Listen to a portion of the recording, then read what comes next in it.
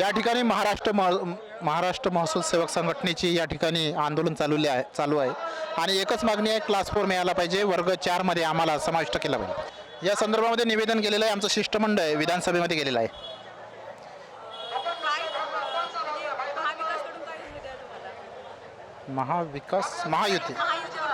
महायुती जे या ठिकाणी नवीन शासन या ठिकाणी निर्माण झालेलं आहे त्याला आम्ही शुभेच्छा देत आहे।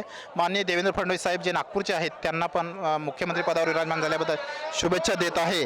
आणि त्यांनी आम्हाला शब्द दिलेला होता की तुम्हाला क्लास 4 मध्ये आम्ही समाविष्ट करू, तुमच्यावर कोतवाल बांधवावर अन्याय करणार नाही, त्यांच्यावर अन्याय होऊ देणार नाही।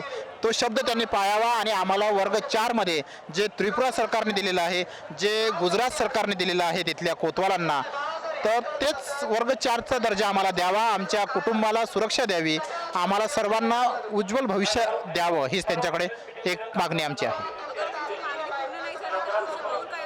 आमची जी मागणी जर पूर्ण झाली नाही तर आम्ही सातत्यानं आंदोलन करणार आहोत आणि वेगवेगळ्या प्रकारचे धरणे आंदोलनं, त्याच्यानंतर वेगवेगळ्या प्रकारचे आंदोलनं आम्ही करणार आहोत। आणि 50% आरक्षण तलाठी संवर्गात पाहिजे आणि जे 10-12चा आता निर्णय निघाला 24चा तो एक रद्द करण्यात यावा पदोन्नती संदर्भातला।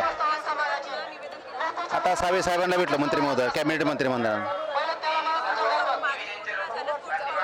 पुढचं पाऊल त्यांनी जर आमच्या 8-10 दिवसात मागणी पूर्ण केली नाही तर परत आंदोलन आझाद मैदान या ठिकाणी करण्यात येणार आहे। पदोन्नती संदर्भातली शासनाकडे जी मागणी होती की वयमर्यादा शिथिल करावी, तर ती शिथिल करून 50 वय करावं, पण शासनाने ती 50 केली।